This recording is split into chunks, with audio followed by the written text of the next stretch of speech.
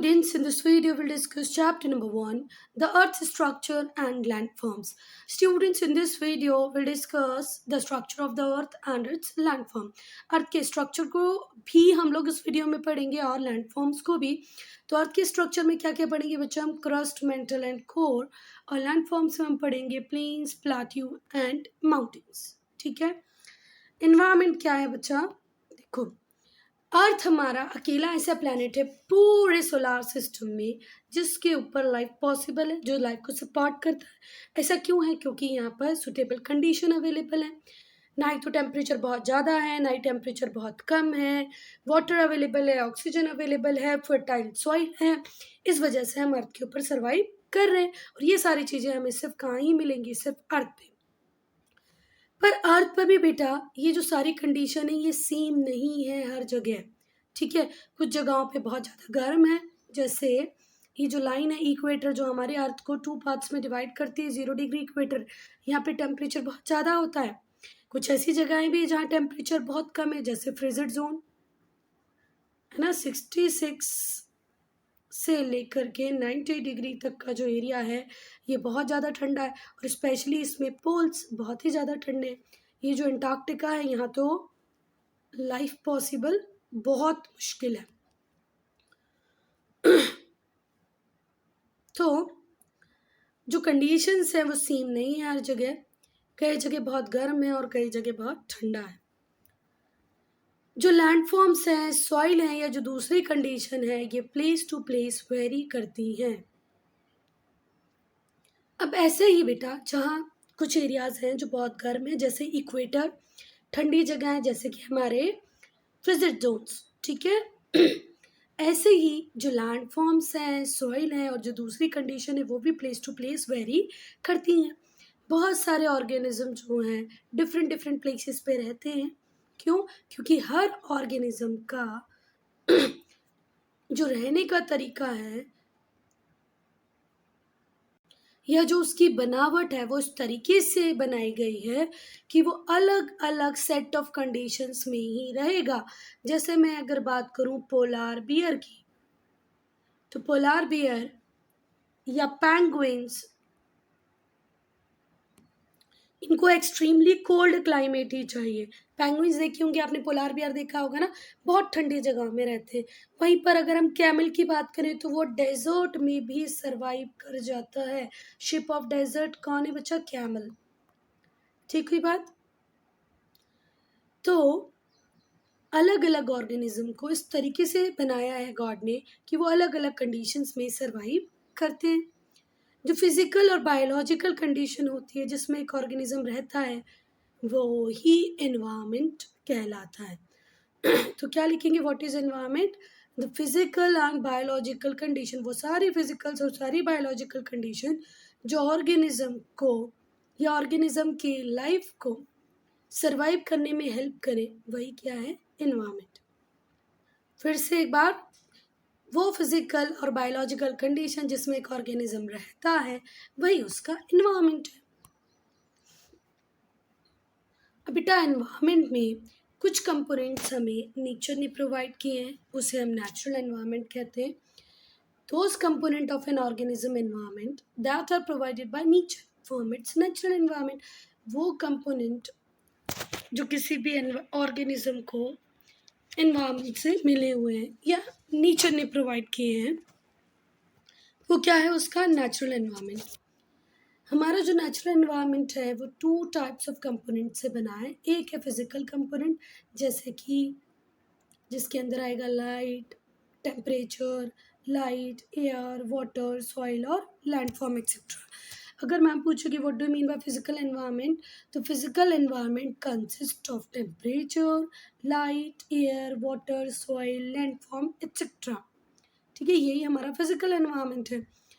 इसके अलावा plant and animal, जो भी प्लांट और एनिमल हमारे आसपास हैं वो हमारा बायोलॉजिकल एनवायरनमेंट बनाते हैं. ठीक है. तो physical components are temperature, light, air, water, soil and biological components are plants and animal. और ये हमें किसने दिया है बेटा? नेचर ने. जो भी हमारे आसपास है वो नेचर का गिफ्ट ही है। ठीक है, ऐसा है क्या बेटा? रोड हमें क्या नेचर ने दिया है? डैम क्या हमें नेचर ने दिया है? क्या जो आज इलेक्ट्रिसिटी हम लोग यूज़ करें वो हमें नेचर ने दी है? नहीं, है ना? तो हम मानते हैं कि रिवर, माउंटेन, प्लेन्स, प्लेट्यू ये सब नेचर ने ही बनाया है, पर क्या हर वो चीज़ हमारे पास जो अवेलेबल है वो नेचर ने बनाई है? नो। तो नॉट एवरीथिंग अराउंड अस, जो भी कुछ हमारे आसपास है क्या वो सब नेचर गिफ्ट है? तो बोलना बिल्कुल भी नहीं, क्योंकि रोड, ब्रिज, बिल्डिंग, इलेक्ट्रिसिटी ये सब तो किसने क्रिएट किया? मैन ने क्रिएट किया है। जो भी हमारी लाइफ को इफ़ेक्ट करता है, हमारी लाइफ को कंफर्टेबल बनाता है, ठीक है, हमें सोशल, इकोनॉमिक, पॉलिटिकल कंडीशन भी इफ़ेक्ट करती है ना बेटा? जहाँ जॉब मिलेगी वहाँ रहेंगे, जहाँ पर गवर्नमेंट अच्छी होगी वहाँ पर बिजनेस ज़्यादा फ्लरिश करेगा, तो हम ऐसी जगह जाएंगे जहाँ पॉलिटिकल सिचुएशंस अच्छी हों। तो ये जो सारी सिचुएशन है, इकोनॉमिक, सोशल, पॉलिटिकल, ये कैसी है? Man made. ठीक है, ये भी हमारे एनवायरनमेंट का एक इम्पॉर्टेंट पार्ट है। अब बेटा जरा सुनना, समझना। अगर सुनामी आती है, ठीक है, सुनामी सुना होगा ना, जो हमारे कोस्टल एरियाज है, केरला, उड़ीसा में सुनामी ने बैडली हिट किया था। ठीक है, तो जब सुनामी आती है तो ये समुद्र का पानी हमारे रेसिडेंशियल एरिया तक, कॉलोनीज तक, स्टेट तक भर देती है। ठीक हुई बात? तो फ्लड आती है, हमारे लोग बहुत परेशान होते हैं, बहुत सारे लोगों की डेथ हो जाती है। तो कई बार जो एनवायरनमेंट है वो भी ऑर्गेनिज्म को इफेक्ट करता है, और कई बार ऑर्गेनिज्म की कुछ जो आदतें हैं, कुछ जो ऑर्गेनिज्म के काम करने का तरीका है, वो भी हमारे एनवायरनमेंट को अफेक्ट करता है, इवन डैमेज भी करता है। जो आजकल हम फॉसिल फ्यूल्स का यूज़ ज़्यादा कर रहे हैं, उससे क्या हो रहा है बेटा? हमारा एनवायरनमेंट डैमेज हो रहा है। एटमॉस्फेयर में कार्बन डाइऑक्साइड बढ़ती जा रही है। ठीक है, ग्लोबल वार्मिंग बढ़ रही है। इसके लिए कौन रिस्पॉन्सिबल है? हम ह्यूमन बीइंग। ठीक है, नाउ चेंजेस इन एनवायरनमेंट। कोई भी चेंज जो एनवायरनमेंट में आएगा वो ऑर्गेनिज्म को अफेक्ट करेगा, और कई बार एनवायरनमेंट भी ऑर्गेनिज्म के एक्शन से अफेक्ट होता है। Usually nature works in a way that the component of environment hardly change over a long period of time. Students, nature कोई भी काम सडनली नहीं करता। कुछ कामों को छोड़ दो, जैसे यार कोई वॉल्केनिक एरप्शन और सुनामी को, जो भी प्रोसेस है वो धीरे धीरे धीरे ही चलती है। ठीक हुई बात? कि बहुत लंबे टाइम में थोड़ा सा चेंज आएगा। For example, respiration of living organism, breathe कर रहे हैं, जो ऑर्गेनिक मैटर है वो खराब हो रहा है, हम फॉसिल फ्यूल को बर्न कर रहे हैं, ऑक्सीजन यूज़ कर रहे हैं, कार्बन डाइऑक्साइड रिलीज कर रहे हैं एटमॉस्फेयर में।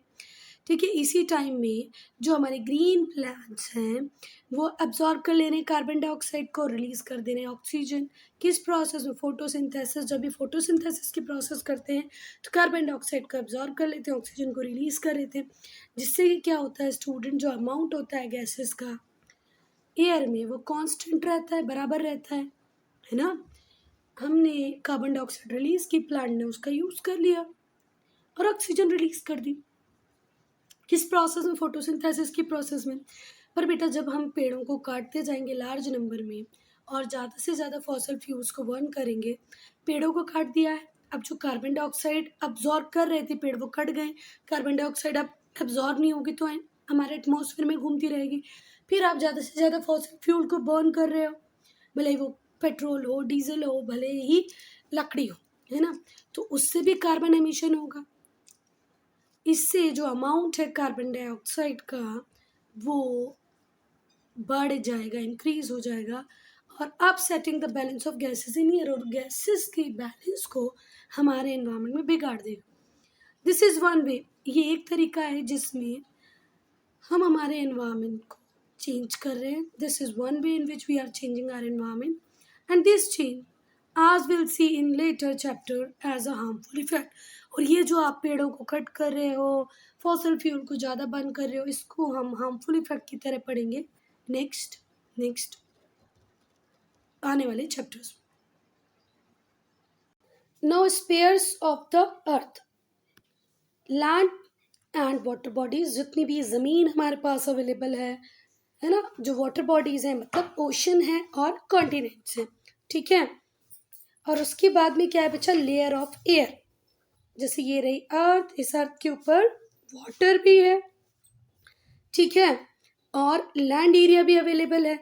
इसी के ऊपर एक सराउंडिंग है किसकी, एयर की, जिसे हम क्या कहते हैं, एटमॉस्फेयर। तो क्या बात समझ में आ गई बच्चा, देखो यहाँ तक पानी है, यहाँ ज़मीन है, और इस ज़मीन के ऊपर, पानी के ऊपर एक लेयर है किसकी, एटमॉस्फेयर की, जो अर्थ को पूरी तरह सराउंड करके रखता है, ठीक है।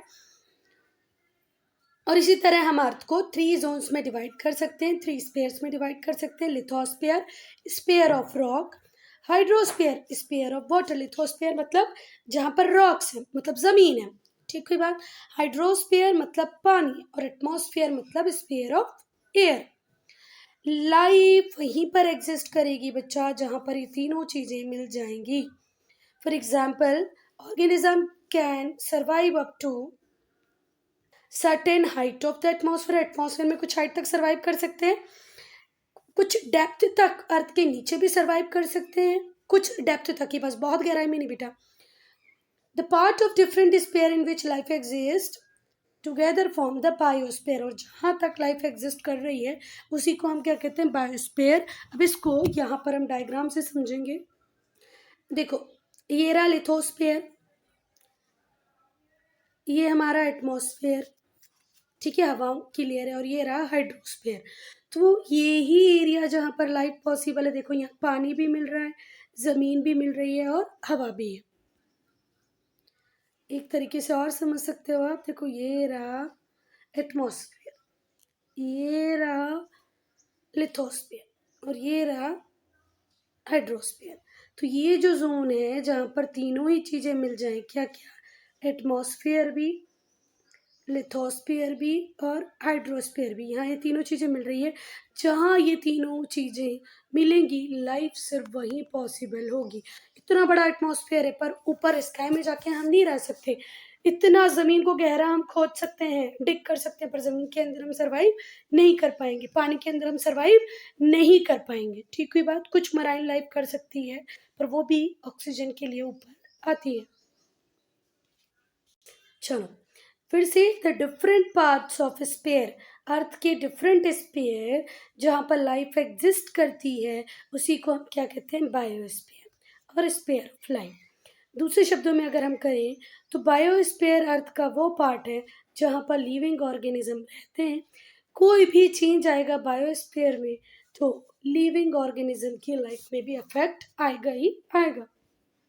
बायोस्फीयर में आने वाला चेंज लिविंग बींग्स को भी अफेक्ट करेगा, प्रभावित करेगा ही करेगा।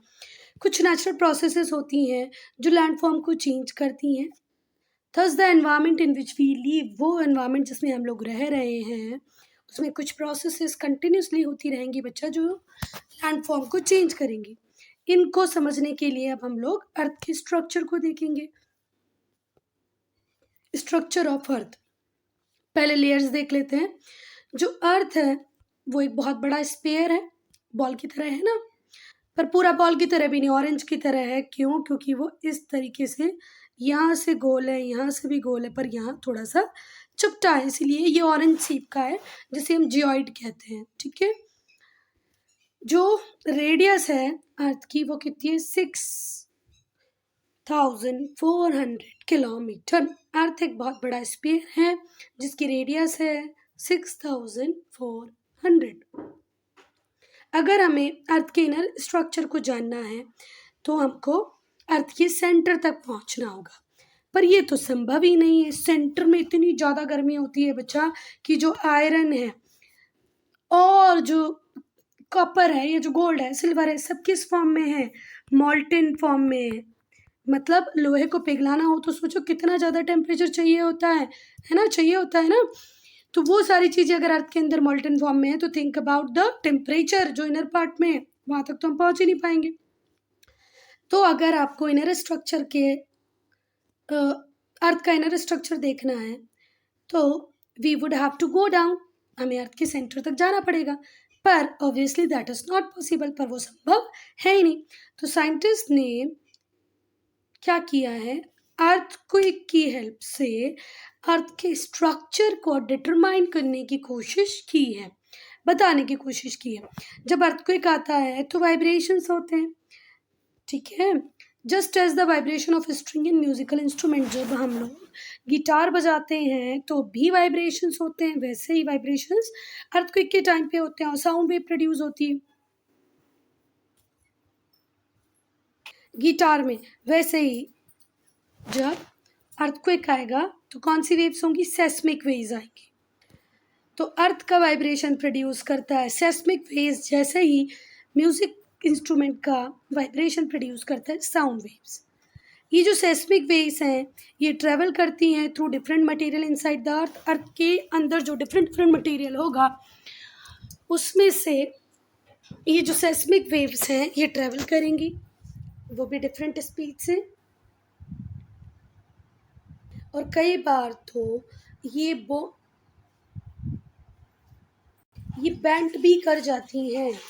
जब ये एक मटेरियल से दूसरे मटेरियल में पास होती हैं तो बेंड भी कर जाती हैं, ठीक है। तो जब हम ऑब्जर्व करते हैं इनके पाथ को, इनकी स्पीड को, किसकी, सेस्मिक वेव्स के पाथ को, इनकी स्पीड को जब हम लोग मेजर करते हैं, ऑब्जर्व करते हैं, तो जो साइंटिस्ट हैं उन्हें कुछ अरेंजमेंट समझ में आया, अर्थ के अंदर का स्ट्रक्चर समझ में आया।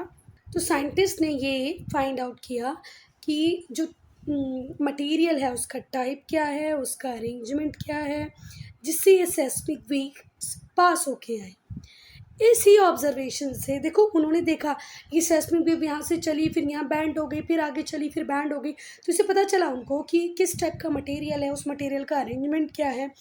इस ऑब्जर्वेशन से हमने 3 कॉन्सेंट्रिक लेयर की बात की जो अर्थ के अंदर प्रेजेंट है, क्रस्ट, मेंटल एंड कोर। जो क्रस्ट है ये अपर मोस्ट लेयर है अर्थ की, ठीक है। क्रस्ट क्या, अपर मोस्ट लेयर है अर्थ की, बहुत ही थिन है, सबसे ज़्यादा तीनों लेयर में सबसे ज़्यादा पतली है। इसकी जो एवरेज थिकनेस, एवरेज मोटाई है वो है 35 किलोमीटर। तो अर्थ के सबसे ऊपर वाली लेयर को हम क्रस्ट कहते हैं, सबसे पतली है, इसकी एवरेज थिकनेस जो है वो 35 किलोमीटर ही है। जैसे कि अंडा होता है, अंडा देखा होगा ना आपने, egg. Crust could be regarded as the shell. Shell क्या है, क्या है, क्रस्ट की तरह ही है। जो अंडे के ऊपर वाला जो वाइट पार्ट है वो क्रस्ट की तरह ही है। जो क्रस्ट है वो यूनिफॉर्मली थिक नहीं है। देखो बेटा ये रहा क्रस्ट, ठीक है। ये ओशन के पास में पतली है, थिनर है, और कॉन्टिनेंट्स में थिकर है। मतलब जहाँ पर कॉन्टिनेंट्स है, लैंड है, वहाँ पर इसकी मोटाई थोड़ी ज़्यादा है, पर ओशंस में थोड़ी पतली है। देखो थोड़ा समझने की कोशिश करो, कुछ समझ में आएगा। ये रही यार, और ओशन ऐसे ही होते हैं ना, डिप्रेशन में होते हैं ना, ये ओशन रहा। तो बेटा यहाँ पर क्रस्ट देखो इतनी होगी और यहाँ पर क्रस्ट सिर्फ इतनी सी होगी, ऑब्वियस सी बात है। जो अपर पार्ट है कॉन्टिनेंटल क्रस्ट का, जो कि बहुत रिच है, सिलिका है उसमें और एल्यूमिनियम में। अपर पार्ट जो है कॉन्टिनेंटल क्रस्ट का, कॉन्टिनेंट के पास जो क्रस्ट मिलता है, जो उसका सबसे ऊपर वाला पार्ट है, उसमें आपको सिलिका और एल्यूमिनियम मिलेगा। इसीलिए इसको सिलाई बोलते हैं, क्योंकि सिलिका और aluminium, SI for silica and AL for aluminium, sial बोलते हैं। क्या बोलते हैं, sial, SI for silica, AL for aluminium. जो लोअर पार्ट है क्रस्ट का और पूरा जो ओशनिक क्रस्ट है उसमें वो मटेरियल है जो रिच है सिलिका और मैग्नीशियम में, इसीलिए इसे साइमा कहते हैं, sial and sima. Sial silica aluminium, sima या साइमा सिलिका और मैग्नीशियम। इसको ज़रा ध्यान रखना, SIMA बोल लो, SIAL, या जो तुम्हें बोलना बोलो ना, पर ये ध्यान रखना सिलिका और एल्यूमिनियम कॉन्टिनेंटल क्रस्ट के नीचे मिलेगी और ओशनिक क्रस्ट के नीचे मिलेगी हमें सिलिका प्लस मैग्नीशियम। जो सरफेस है अर्थ के क्रस्ट का वो अनइवन है, जैसे कि माउंट एवरेस्ट बहुत ज़्यादा हाईएस्ट, मतलब ऊंचाई पर, पूरे वर्ल्ड की हाईएस्ट पीक है। ठीक है, highest peak of the world mount Everest, साथ ही साथ मैरियाना ट्रेंच भी है जो पूरे वर्ल्ड का डीपेस्ट पॉइंट है। अब देखो अर्थ के क्रस्ट को आप, ये रहा अर्थ का क्रस्ट, ये रहा माउंट एवरेस्ट और ये रहा मैरियाना ट्रेंच। ये अर्थ से कितनी ऊंचाई पर है और ये अर्थ के क्रस्ट से बहुत गहराई पर है। ये रही अर्थ, ये रहा माउंट एवरेस्ट, ये रही अर्थ और फिर ये मैरियाना ट्रेंच। ठीक हुई बात। तो जो माउंट एवरेस्ट है वो हाईएस्ट माउंटेन पीक है वर्ल्ड की, 8848 मीटर्स अबाउ सी लेवल से 8,848 किलोमीटर दूर। वहीं पे वर्ल्ड का जो डीपेस्ट पॉइंट है वो मैरियाना ट्रेंच है जो है 11,034 मीटर्स बिलो सी लेवल, 11,034 मीटर्स बिलो सी लेवल। ये जो मेंटल है बच्चा, इसके टू पार्ट है, एक को हम बोलते हैं अपर मेंटल, दूसरे को बोलते हैं लोअर मेंटल। ठीक है बात। तो जो अपर मेंटल है वो 670 किलोमीटर तक थिक है, जबकि कि जो लोअर मेंटल है वो 2200 किलोमीटर तक है। जो टॉप लेयर है अपर मेंटल की वो सॉलिड है। इस सॉलिड लेयर के नीचे एक सॉफ्ट लेयर मिलेगी, क्योंकि टेम्परेचर जैसे जैसे नीचे जाते हैं हाई होता जाता है, तो जो रॉक्स होती हैं वो सॉफ्ट स्टेज में आ जाती हैं। बस वो स्टेज की थोड़ा सा और टेम्परेचर हो जाए तो पूरी तरह मेल्ट हो जाएंगी। ये जो लेयर है ये 50 किलोमीटर की डेप्थ से स्टार्ट होती है और 300 किलोमीटर तक रहती है।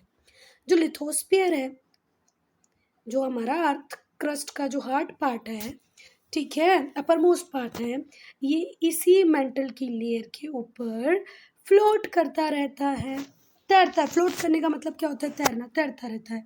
ये जो अपर क्रस्ट है जिसके ऊपर हम रह रहे हैं, ये किसके ऊपर फ्लोट कर रहा है? सेमी लिक्विड लेयर के ऊपर, जो किसकी है? मेंटल की।